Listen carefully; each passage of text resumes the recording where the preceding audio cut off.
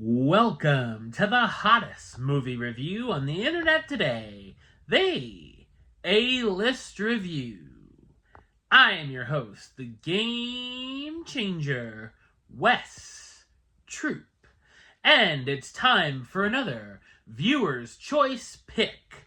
I put up a poll with 4 very different films for you guys to choose from, and with 80% of the vote, this is what you all chose. So we're going to hop back into the mint-flavored time machine and head back to the year 1993, where we're going to take a look at the fantasy action comedy, The Last Action Hero.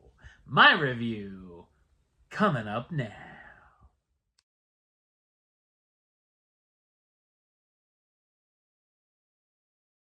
With the help of a magic ticket, Danny, a young movie fan, is transported into the fictional world of Jack Slater, his favorite action movie character. So what did I think of Last Action Hero? I thought it's an entertaining and intriguing fantasy action comedy. It's directed by John McTiernan, who's also known for directing films such as Predator, Die Hard, The Hunt for Red October, and Die Hard with a Vengeance. The film has a fun premise with being a movie within a movie. It's a satire making fun of the action movies of its time, complete with their tropes and cliches, as well as Arnold poking fun at himself. The smart and clever humor made me laugh, and one of my guilty pleasures are bad action movie puns, and there's a whole buffet table here. It also laughs with us with some very over-the-top action sequences and explosions, such as a car exploding before it's supposed to. There's plenty of fourth wall breaks and wink-wink, nudge-nudge movie jokes, like seeing Sylvester Stallone on a cardboard cutout for Terminator 2 Judgment Day instead of Arnold at a video store. While I enjoyed the comedy over the action, there are some fun shootouts and car chases, as well as some nice stunt work throughout. The setup is rather interesting, with Danny, the action movie mega fan, who lies to his mom and skips school going to the movies instead, receiving this magical ticket. That ticket ends up bringing him right into the action, literally, into Jack Slater's latest adventure. Danny ends up trying to prove to Jack that he is in fact a movie character being played by Arnold Schwarzenegger and not a real person, but Jack thinks he's crazy.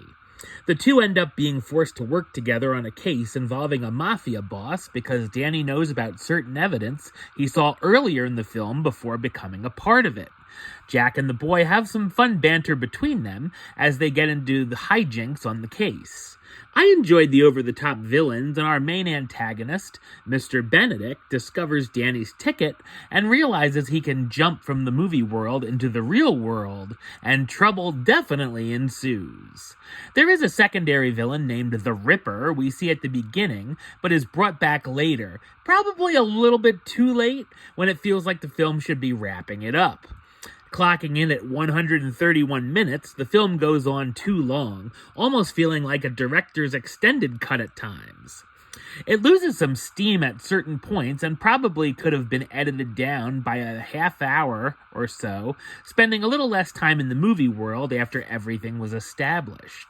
The soundtrack, featuring bands from AC/DC to Aerosmith, is pretty rockin' too. The cast stars Arnold Schwarzenegger as Jack Slater, the fictional LAPD officer who's the protagonist of the action series, Austin O'Brien as Danny Madigan, the 10-year-old boy who's sucked into the big screen and into the latest Jack Slater film, Charles Dance as Mr. Benedict, the right-hand man of a mob boss who becomes a thorn in the side of Slater and Danny, Robert Prosky as Nick, the projectionist at the movie theater who gives Danny his magical ticket he received from Houdini, Tom Noonan as the Ripper, the main villain of Jack Slater 3 the hero is still reeling from, and F. Murray Abraham as John Practice, Slater's friend who Danny tells him not to trust because he quote-unquote killed Mozart.